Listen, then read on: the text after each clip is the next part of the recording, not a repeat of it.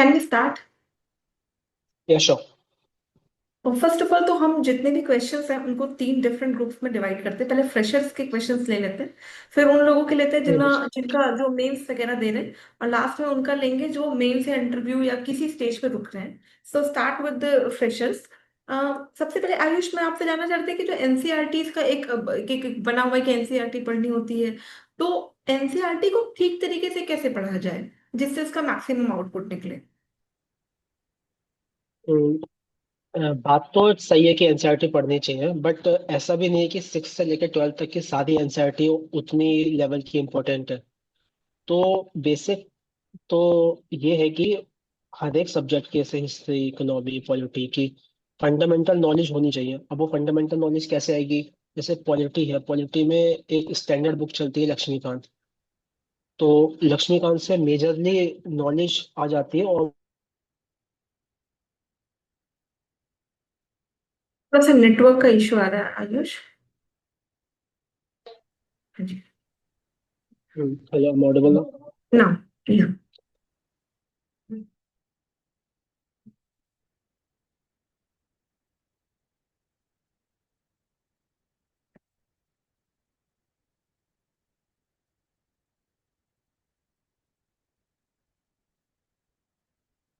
ना ना Audible. Okay, same question से शुरू करते हैं जो आप एनसीईआरटी का कंटिन्यू कर रहे थे। Please continue that. तो मैं ये कह रहा था कि एनसीईआरटी 6 से लेकर 12 तक की ऐसे बताई जाती है, बट मुझे नहीं हाँ। लगता कि सारी इक्वल लेवल की इम्पोर्टेंट है। अ, मेरा मानना यह है कि हर एक सब्जेक्ट की फंडामेंटल नॉलेज होनी चाहिए, पेपर के स्टैंडर्ड और बाकी साइडलाइन के क्वेश्चन अटेम्प्ट करने के लिए। तो कुछ सब्जेक्ट है जिनकी बहुत अच्छी बुक्स अवेलेबल हैं, जैसे कि पॉलिटी की मैं एग्जांपल दे रहा था। हम्म। पॉलिटी की लक्ष्मीकांत है, वो इसी पर्सपेक्टिव से लिखी गई है, सिविल सर्वेंट के पर्सपेक्टिव से लिखी गई है। तो वो मेजरली मोस्ट ऑफ द चीजें कवर कर लेती है। हम्म। तो पॉलिटी में तो सिर्फ 11th है, 12th की एक एनसीईआरटी है जो पढ़ने की जरूरत लगती है, और लक्ष्मीकांत को पढ़ने के अलावा। ऐसे अगर हम हिस्ट्री में देखें तो हिस्ट्री की एनसीईआरटीज भी है, बट वो थीमेटिक लिखी गई हैं, वो क्रोनोलॉजिकल ऑर्डर्स में नहीं लिखी गई हैं। थीमेटिक कोई नया स्टूडेंट पढ़ेगा तो वो सही से ग्रैब नहीं कर पाएगा चीजें। तो उसका सोल्यूशन ये है कि हिस्ट्री की भी कुछ स्टैंडर्ड्स बुक है, जैसे स्पेक्ट्रम है, आर्ट एंड कल्चर के नितिन सिंघानिया सर की एक बुक है। तो वो पढ़नी चाहिए। उसके बाद एनसीईआरटी 11th 12th की जो हायर लेवल की एनसीईआरटी है वो पढ़ सकते हैं। दूसरा जो कंसर्न है वो आता है ऑप्शनल सिलेक्शन को लेके। जनरली कुछ कुछ बच्चों का तो ऐसा होता है कि उन्होंने जैसे जीएस शुरू करी होती है वो तुरंत ऑप्शनल के पीछे भागने लगता है। तो क्या ये अप्रोच सही है?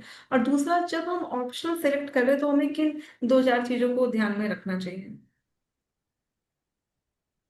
अगर बच्चे बिल्कुल ही फ्रेश हैं तो उनको जीएस स्टार्ट करते ही ऑप्शनल लेने का कुछ खास सेंस बनता नहीं है, क्योंकि अभी सारे सब्जेक्ट का इतना एक्सपोजर नहीं होता, और डिफरेंट डिफरेंट ऑप्शनल है, जैसे कि सोशियोलॉजी है, एंथ्रोपोलॉजी है, टेक्निकल ऑप्शंस है, फिजिक्स है, मैथ्स है।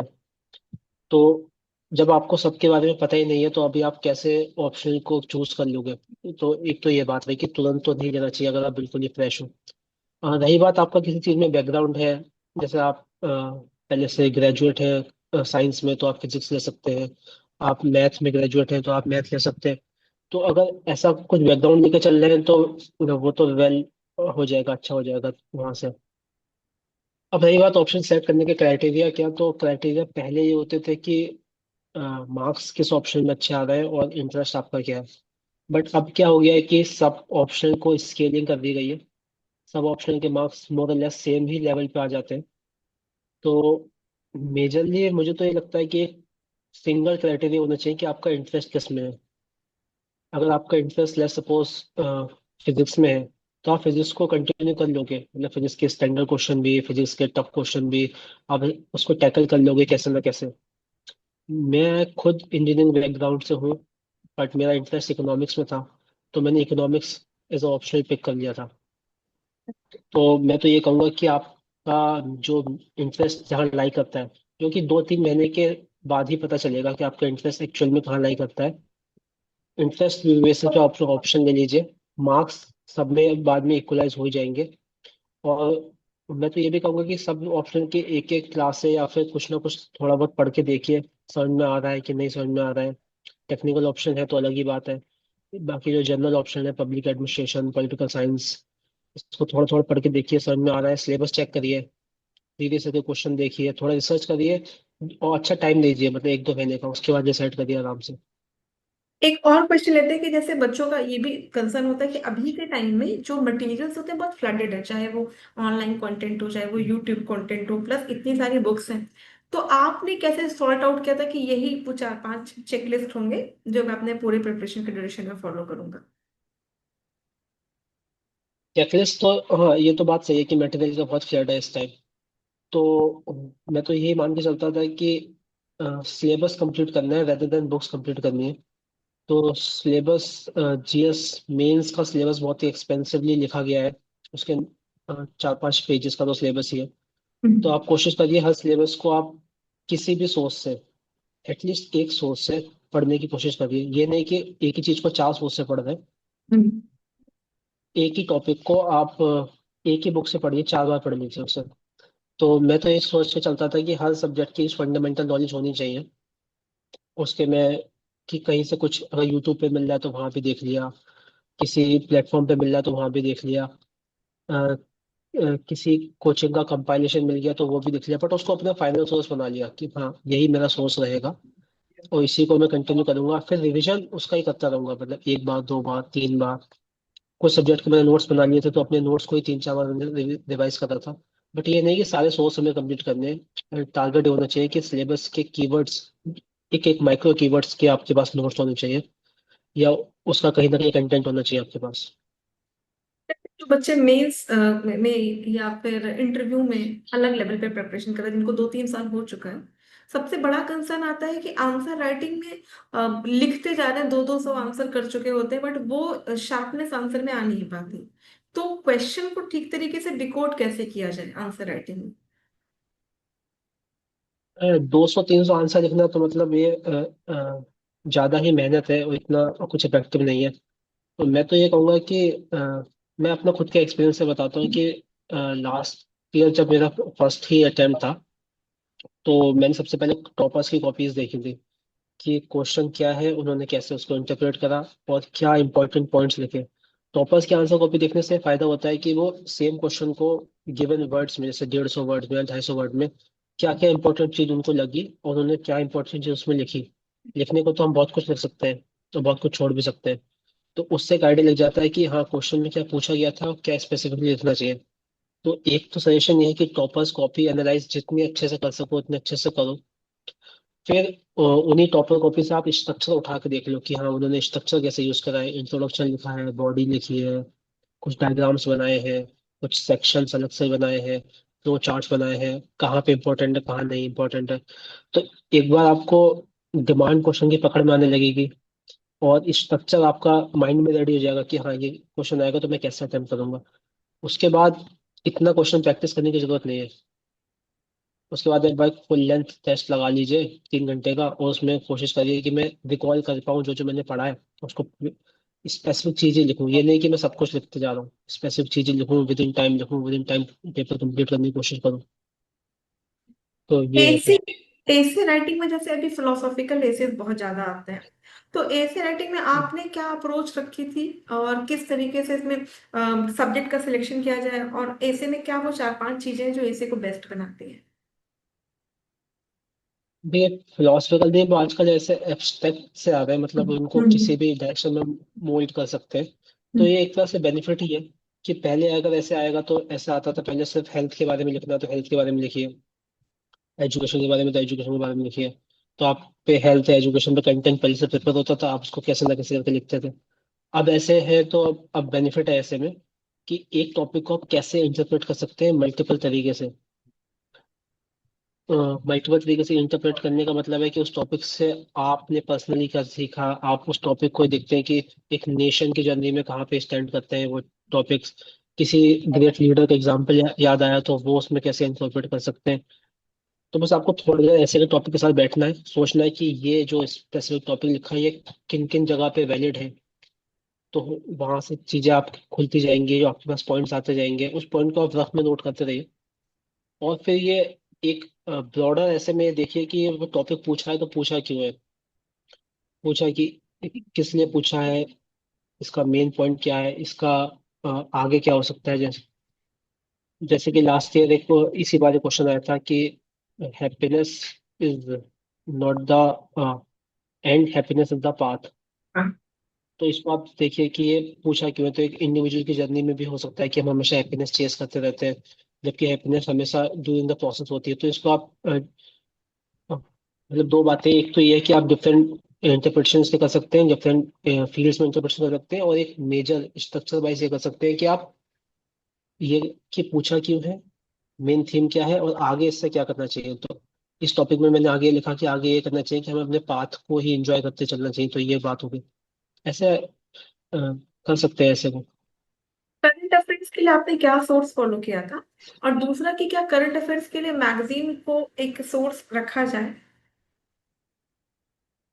देखिए, करंट अफेयर के लिए मैंने जो सोर्स फॉलो करा था वो था सिर्फ एक सिंगल न्यूज़पेपर, जो कि कोई सा भी हो सकता है। मेरा पर्सनल टेस्ट था इंडियन एक्सप्रेस में, तो मैं इंडियन एक्सप्रेस प्रेफर करता था। बाकी इंग्लिश के भी और अच्छे न्यूज़पेपर हैं, हिंदू वगैरह, और हिंदी के भी अच्छे न्यूज़पेपर हैं, लोक सत्ता, जनसत्ता। मैं बस ये कहना चाहूंगा कि करंट अफेयर का कोई एक सिंगल सोर्स रखिए सिर्फ, क्योंकि वैसे ही पढ़ने को बहुत है। सिर्फ सिंगल सोर्स, तो मैं सिंगल एक न्यूज़पेपर देखता था।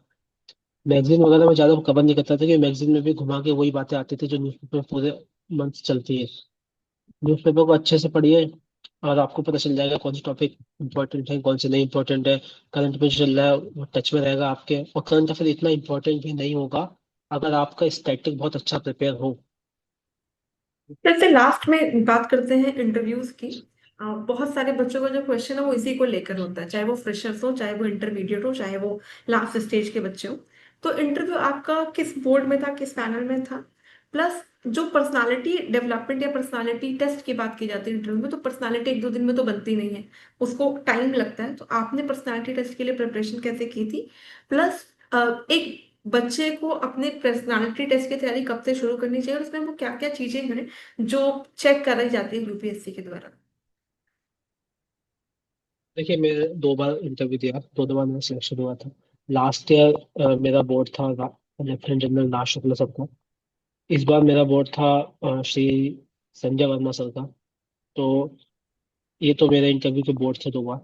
अब इंटरव्यू में तैयारी कब से करनी चाहिए, तो तैयारी तो मैं कहूँगा कि एज ए पर्सनैलिटी तो हमारी ओवरऑल कुछ ना कुछ तो होती है। ऐसा नहीं है कि हम 21-22 साल की हमारी कोई पर्सनैलिटी है नहीं। और तैयारी में सिर्फ अगर यूपीएससी पर्सपेक्टिव से बात करूँ तो तैयारी तो हमें उसकी, जब हमारा मेंस हो जाए उसके एक एक दो हफ्ते ब्रेक लेने के बाद अपना पर्सनैलिटी पे थोड़ा थोड़ा काम करना चाहिए, कि हम किस मीडियम में बात करने से बात, इंग्लिश या हिंदी में, उस पर बात कर लें। अपने बैकग्राउंड के बारे में जानकारी ले लें कि हमने जिस कॉलेज से पढ़ा है, अगर वो कॉलेज का नाम है कुछ, जैसे महर्षि दयानंद करके कॉलेज है, तो महर्षि दयानंद के बारे में जानकारी इकट्ठी कर लें। ऐसे ऐसी चीजें कलेक्ट करते जाएं।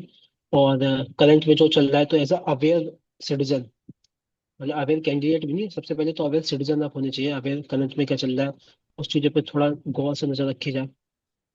ये सब चलता रहेगा। फिर एक्चुअल में उसमें पूछ देखते कैंडिडेट की पर्सनैलिटी ही है, नॉलेज इतनी टेस्ट नहीं करते।